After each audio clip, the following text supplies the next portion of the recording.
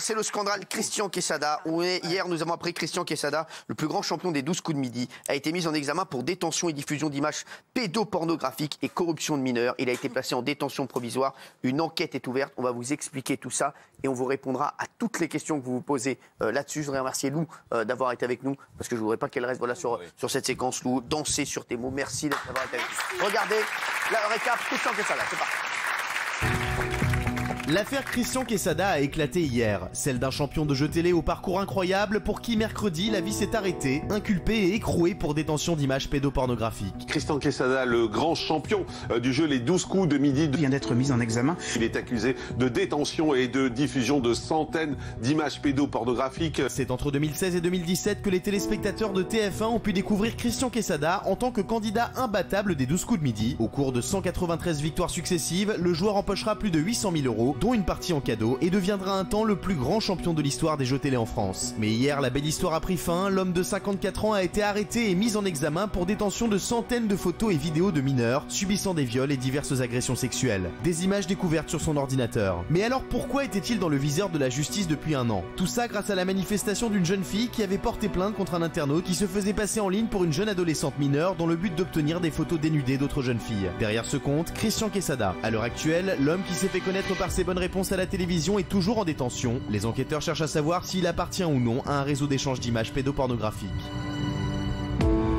Alors, c'est vrai que c'est l'affaire dont tout le monde parle actuellement. Et ce qui est dingue, c'est depuis l'annonce de l'affaire, les réseaux sociaux, bien sûr, ces réseaux sociaux de Christian Quesada sont épluchés et plusieurs tweets rejaillissent. On avait vu le 19 mars dernier, Christian Quesada ironisé sur un article du Parisien en évoquant Michel Fourniret, un violeur pédophile et tueur en série, et les Kids United. Il disait un peu comme si Fourniret allait au concert des Kids United, voilà, puisque c'était la présence de l'islamologue Tariq Ramadan mis en examen pour viol. C'était un tweet du Parisien, il avait répondu ça. Et c'est vrai qu'on avait vu Christian Quesada aussi commenter des photos de jeunes filles mineures sur Twitter. Tu es vraiment jolie, ma belle, bisous. Alors, ça va là on épluche tout. Gilles Verdez, est-ce que vous avez des infos là-dessus? Je sais que vous êtes nombreux à en avoir. Alors, ce qui est très surprenant, c'est que rien n'avait filtré. Pourtant, on a appris donc que Christian Quesada avait déjà été condamné à 2 ans de prison avec sursis, notamment pour détention d'images. Avant de faire les 12 coups de midi? Avant de le faire. Donc, c'était dans les années 2000. Voilà, exactement. Et c'est passé comme ça. Il faut savoir que dans les émissions de TF1, on ne demande pas d'extrait de casier judiciaire. Ça paraît très surprenant aujourd'hui, mais j'ai eu un des grands maîtres de midi, on ne demande rien. Donc c'est passé comme ça. Et Christian Quesada n'avait pas éveillé les soupçons. Néanmoins, il était totalement à part dans le monde des grands maîtres. Les maîtres de midi, ceux qui ont gagné beaucoup d'argent, sont réunis sur une messagerie WhatsApp. Ils se connaissent entre eux. Lui est à part, très secret. Il détestait parler de sa vie privée. C'est quelqu'un que les gens proches de lui qualifiaient de bizarre. Et aujourd'hui, tout ça ressort. Mais très honnêtement, de la part de TF1, de la production et des anciens gagnants, il n'y avait pas eu de soupçons. Alors, on va revenir sur ça, je sais que vous avez plein d'infos. Déjà, il est apparu pour la première fois à la télévision dans l'émission des chiffres et des lettres. C'était dans les années 80. Regardez. J'ai l'impression, chers amis, que M. Quesada va, comme nous le disons souvent, en faire souffrir quelques-uns. Il m'a l'air très complet, très entraîné. En plus, c'est le club de Chazal, il en est sorti plusieurs. Hein, M. Quesada? J'en suis sorti surtout. Ah, vous en êtes sorti? Non, mais disons qu'il y en a qui ont gardé des séquelles quand même. Hein. C'est vrai? Ah oui, bon j'en connais quelques-uns. Hein. Il faudra nous raconter ça un jour, alors. Alors, donc, il est arrivé au Chiffre Z. C'est le seul joueur à avoir remporté les 3 épreuves télévisées. La Coupe des Champions en 87, les Masters en 89 et la Coupe des Clubs en 91. Donc, c'était un énorme champion des Chiffres et des lettres. Et puis, il est devenu une véritable star grâce aux 12 coups de midi sur TF1. Sa première participation, c'était le 4 juillet 2016. Regardez.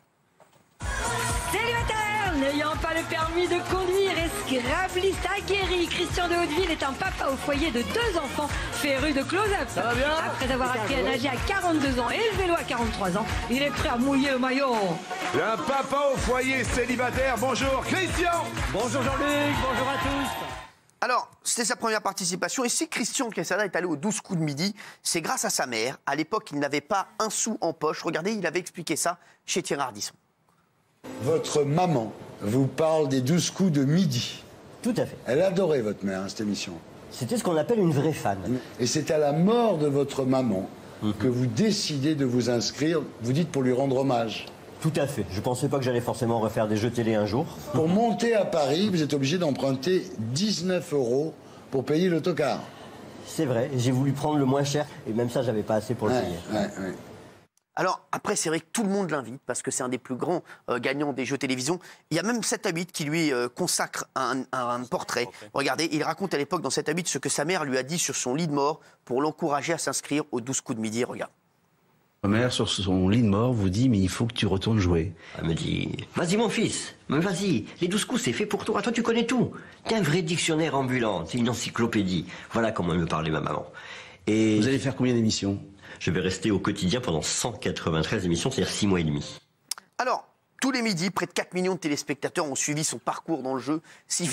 Il caracolait en tête des audiences. Jean-Luc Reichmann n'a jamais fait des aussi grosses audiences, même qu'avec Christian, parce qu'on attendait de voir le champion tomber. On vous a préparé une compile de Christian Quesada. C'était dans les 12 coups de midi, bien sûr. Il avait gagné plus de 800 000 €. Énorme. Regarde. C'est Christian, il picore un petit peu toutes les informations au fil du temps. C'est une espèce de papier buvard de la connaissance. Quelle ville biblique Marcel Proust a-t-il donné pour titre à l'un des volets de « À la recherche du temps perdu » C'est Sodome et Gomorrhe. Bonne réponse. De quel ordre religieux et militaire Jacques de Molay a-t-il été le grand maître? Les Templiers. En 1988, quel cinéaste réalise Le Temps des Gitans? Kusturica. Le prénom de Kusturica? Émir. Z? Oui, Émir Kusturica. Bah oui, bien sûr. Alors, ensuite, l'émission a complètement changé sa vie, parce qu'il a gagné beaucoup de sous. Il était venu nous le raconter ici.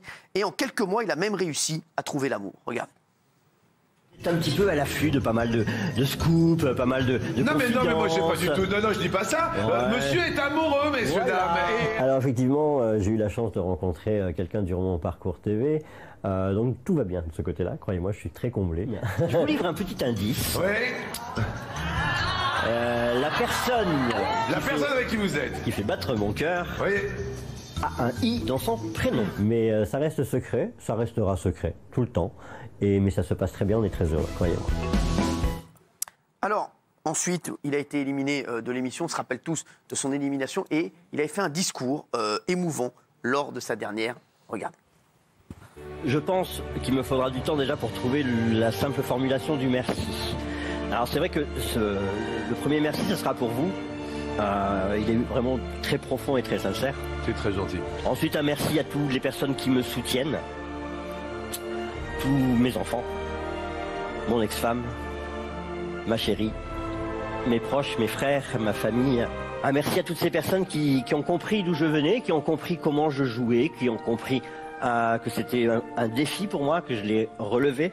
Toutes ces personnes qui savent que mon aventure elle a changé ma vie. Que vous soyez le plus heureux possible dans votre vie grâce aux 12 coups de midi. Alors, donc Christian Quesada avait un énorme capital sympathie. Je vais vous dire la vérité, je vous fais un aveu.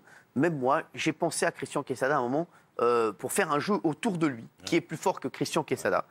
C'était voilà un moment où on avait réfléchi avec lui, voilà à faire quelque chose. C'est vrai que voilà, on avait fait 1 ou 2 rendez-vous avec lui. Tout le monde se l'arrachait et c'est vrai que c'était devenu une véritable star des médias. Regardez, il faisait toutes les émissions.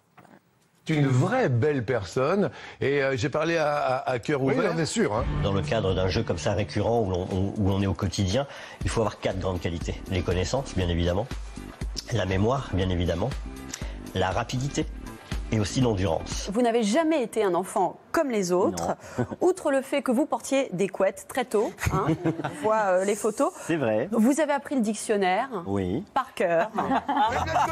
Faut marcher droit, Christian. Faut marcher droit. Sortez-moi de là.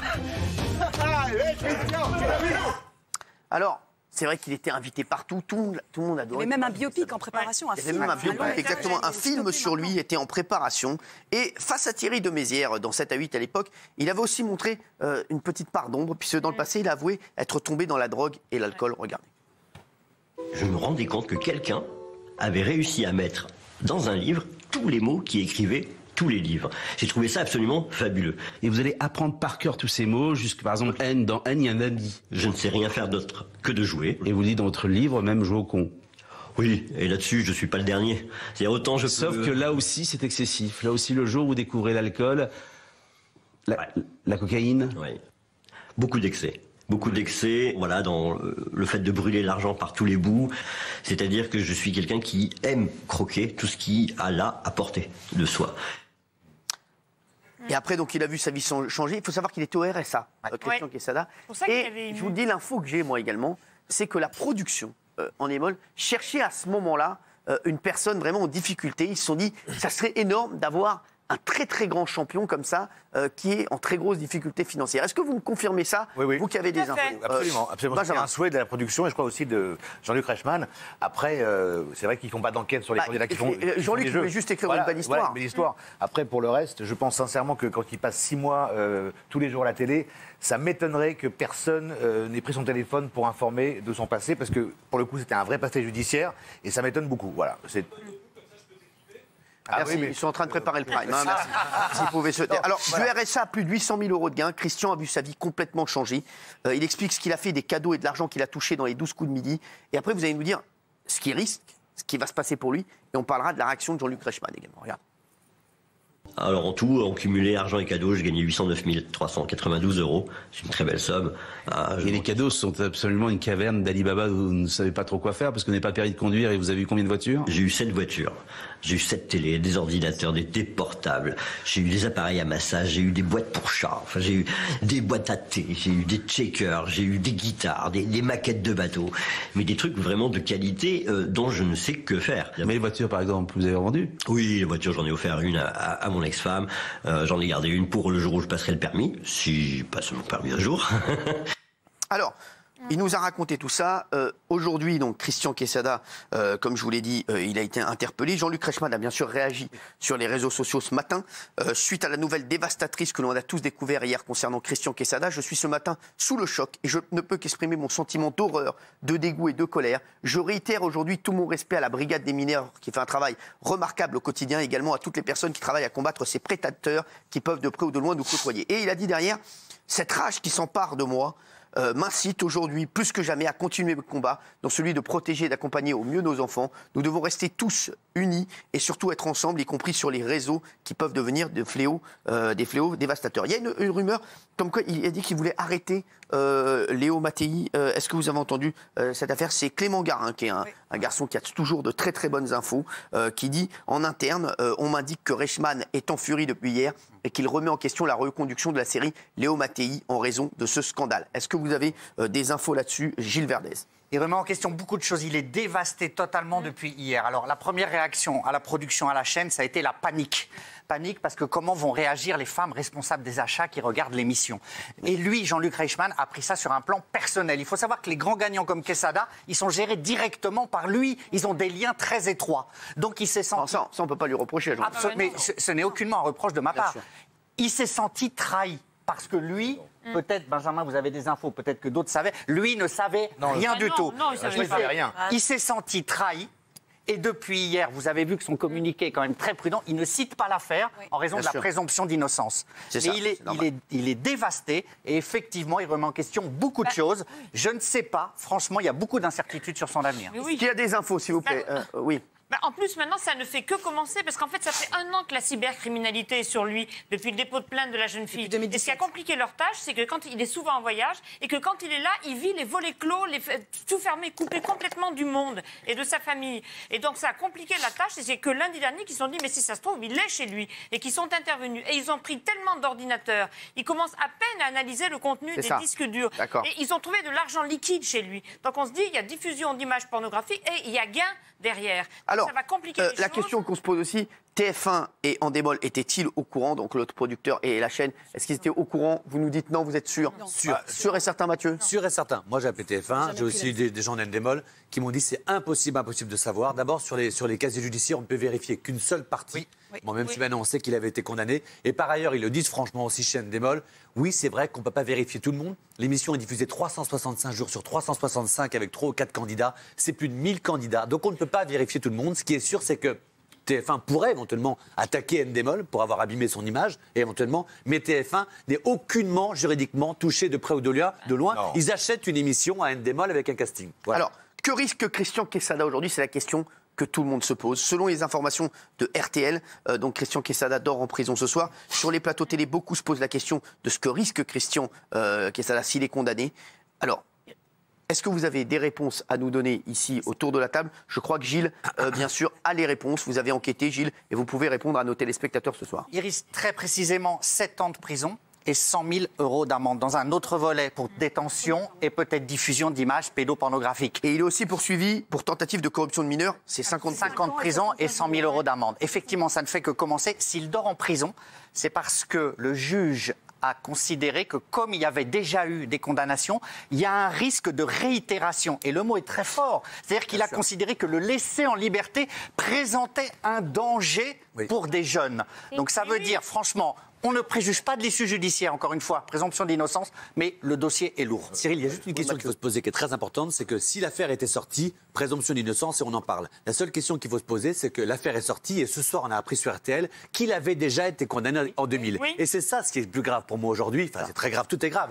Mais c'est de savoir qu'en fait, on a mis à l'antenne pendant tant de mois et d'années quelqu'un qui avait déjà été condamné. Donc j'imagine qu'il y a des magistrats qui regardaient la télé, la police parfois, il y a des gens qui regardaient la télé et qui savaient qu'il avait été condamné et qui ne pouvait rien dire. C'est ce que vous avez dit, Benjamin. Oui, c'est pour ça que je pense que, honnêtement, ça me paraît difficile que personne, avec un passé pareil, n'ait appelé qui que ce soit. Honnêtement. Après, le gérer, c'est une tanasse. Ça, c'est qu'un magistrat. C'est compliqué. Mais honnêtement, qu'est-ce qu'ils auraient fait s'ils avaient sorti ça avant? Ils auraient fait quoi, à votre avis? Alors voilà, donc je vous l'ai dit. Donc en fait, Gilles, il risque en fait 12 ans. Non, il risque. Non, c'est les. Ouais, c'est ça, oui. 7 ans et 100 000 € d'amende. Absolument. 7 ans de prison, oui. Et ça dépend des images, parce que parmi les images, il y a eu des images de viol aggravé sur des enfants de 5 ans, donc il y a des graduations aussi. Oui, dans tous les cas, c'est donc là, il y a une enquête qui est ouverte. En tout cas, ce qui est sûr, c'est que ce soir, il est en prison. C'est vrai que ça a choqué. Il a avoué en garde à vue. Il a avoué en garde à vue. Il a avoué en garde à vue, oui. Et là, présomption d'innocence, lui, voilà. Pas de passage à l'acte. Il a tout avoué, exactement. Vous voulez rajouter, qui a des infos? Ceux qui ont des infos parlent. Non, mais moi, il y a un truc qui me frappe et qui m'avait frappé à l'époque de Star Academy et qui me frappe aussi pour la télé-réalité, c'est que les analyses psychologiques ne sont pas assez poussées. Et quand vous mettez... Non, mais là, c'est un autre sujet. C'est un candidat de jeu. C'est un autre sujet. Quand vous aurez des infos, vous nous racontez. C'est un candidat de jeu. Il n'y en a pas pour les candidats. Il n'y en a pas pour les candidats. Il n'y en a pas pour les candidats. Là, vous ouvrez un autre débat. C'est n'importe quoi. On peut rester 15 jours. Le livre qui raconte sa vie, qui avait fait un carton en grand, venait d'être sorti en livre de poche, avait déjà vendu 30 000 exemplaires en 15 jours. Et il est retiré de toutes les librairies de France aujourd'hui.